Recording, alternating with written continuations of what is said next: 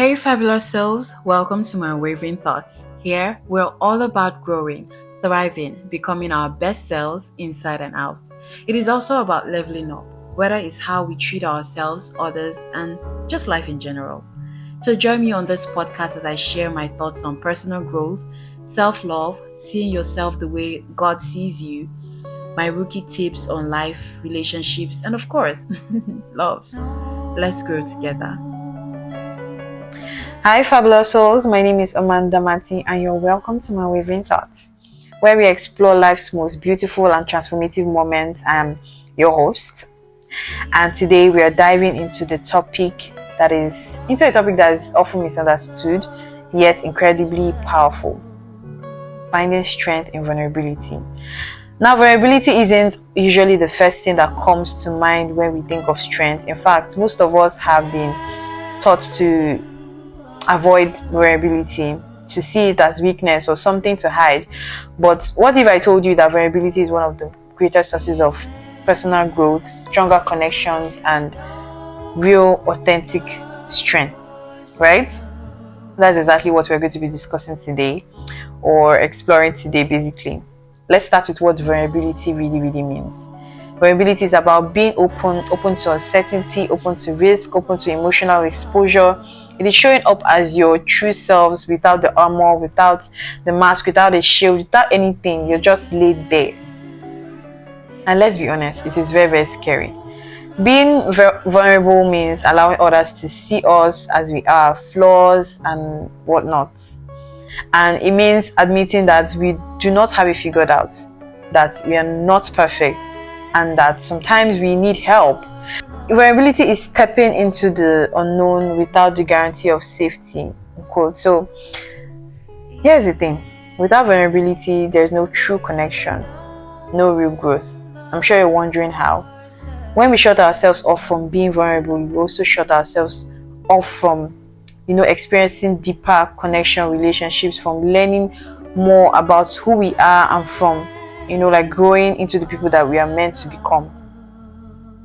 So let me share a personal example. There was a time in my life when I believed I had to have it all figured out all together as the first daughter of my family. I had this mentality that I need to show that I have my shit together, that I had to present this version of myself that was strong, capable, and always in control. I thought if I show people the cracks, the holes, the bits and pieces of me, they will see me less than. So I built a wall. I stayed guarded. I didn't let people in. I know everybody goes through something, but I went through a spiral of things all at once. I was like, yo, I don't think I want to be vulnerable. I don't think I want to let anyone in. I just want to be by myself. But what I didn't realize was that those walls were not only keeping others out, they were also keeping me trapped inside, in a box, trapped in a version of myself that wasn't real, wasn't authentic, that wasn't honest. And let me tell you, carrying that burden is exhausting. It is heavy. And to be honest, it's unnecessary, because life is already hard. And carrying such burden makes it harder for you to even survive in this horrible world already. So eventually I reached to a point where I couldn't carry it anymore, and slowly I started letting the walls come down. I won't lie, the walls are still up a little bit, but I'm learning to let it come down until one day it's down completely. So I slowly started letting the walls come down. I started admitting when I didn't have all the answers. I started opening up about my fears, my struggles, my uncertainties. And the strange thing that happened was that the people around me didn't run away. They didn't think less of me. If anything, they leaned on me. They connected with me on a deeper level, because in showing me my vulnerability, or in showing them my vulnerability rather, I gave them the permission, the opportunity to show theirs too, to be vulnerable with me too. So if you're hoarding your vulnerability, the ability to show a certain level of weakness, you're also giving other people giving them the opportunity to also show theirs, and you guys can be united in whatever is going on, and find solutions or help each other out. You never know how. Vulnerability is where true connection happens, and I know for a fact that I have built solid relationships by being vulnerable with my friends. And sometimes I shut them out, but they always say, you're getting to that place again, come out. And I also have people who understand me, but then again, when it's becoming too much, you'll be like, auntie, relax, stuff like that. But think about your closest relationships at this point right now. Are they built on perfect images of who you think you should be, or are they built on real raw moments where you've shown each other who you truly really are? It is in those moments when we allow ourselves to be seen that we kind of build trust. Not kind of, you truly build trust, intimacy, and genuine connection.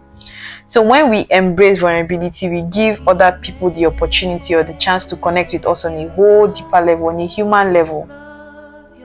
We invite empathy, understanding, deeper relationships into our lives. And isn't that what we are all looking for? Isn't that what we all want? A deeper relationship. And sometimes people think that deeper relationships means a man and a woman romantic. Deeper relationships with your friends, your niece, your nephew, your cousin, your mom, your dad, even somebody random. I'm just saying, and what we really, really want is to be seen, to be heard, to be accepted for who we are, flaws and whatnot. Isn't that what we want? Isn't that what our hearts yearn for as humans? To be heard, to be seen, to be loved, to be accepted. But here's the important part. Vulnerability isn't just about relationships with others, it is also about our relationships with ourselves. When we embrace vulnerability, we start to grow in ways that we couldn't grow if we stayed hidden behind the walls of perfection, in quotes. Vulnerability, kind of allows us to face our fears, to confront our insecurities, and to acknowledge the parts of ourselves we might be avoiding. Let's be real, growth is uncomfortable. It is uncomfortable. Even growing up as a teenager, as an adult that we've grown to a certain level, growing up as a child, from a toddler, it was not easy. Your tooth will be growing and to ache, your molars will be growing too and to ache. Puberty comes, pimple, acne, painful menstrual periods, cycles, or a whole change. Growth is uncomfortable generally, mentally, physically, or any other. Even career-wise, it is uncomfortable. It requires us to stretch, to push beyond our comfort zones, and that's where vulnerability comes in.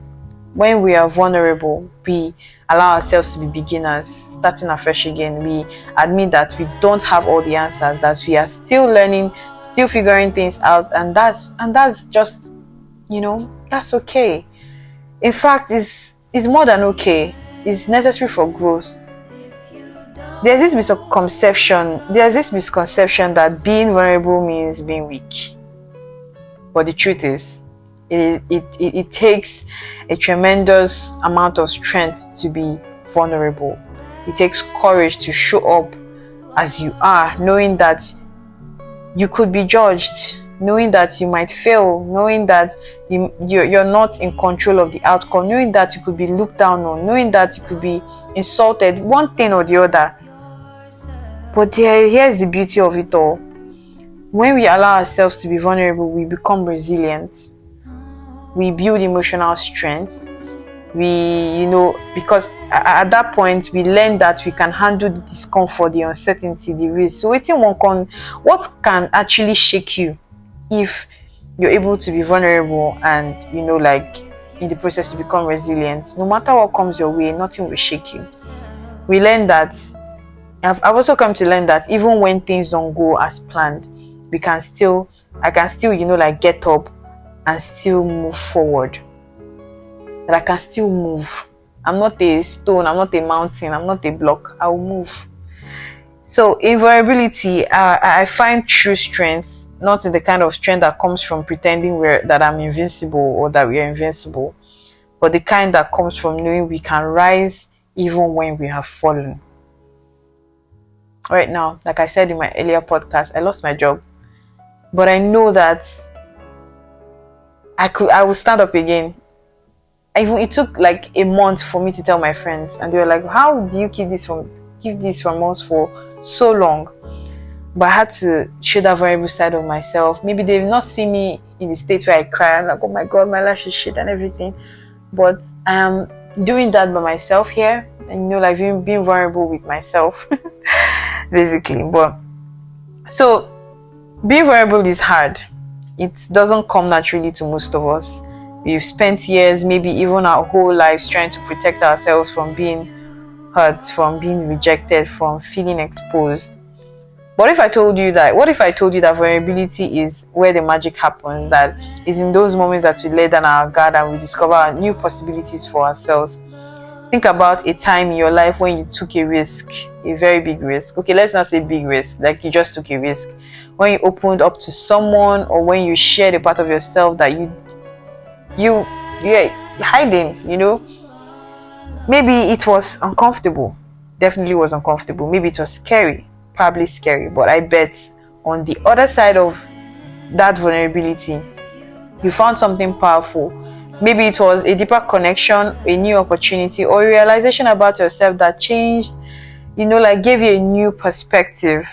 Vulnerability is where growth happens. Like I said earlier, it is where we discover new strength within ourselves, where we learn to trust ourselves more, and where we find the courage to keep moving forward, even when the path isn't clear.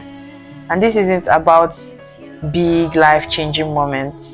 Vulnerability can show up in small ways too. Maybe it is admitting you're struggling with something to somebody that you're close to, or asking for help, or expressing how you really feel about the situation. These moments, though they might seem small, are acts of courage. As far as I'm concerned, they are acts of strength. It takes a lot for someone to admit certain things, and if you're able to admit that and air out your views about certain things, no matter how big or small, it is a step forward. So how do we embrace vulnerability?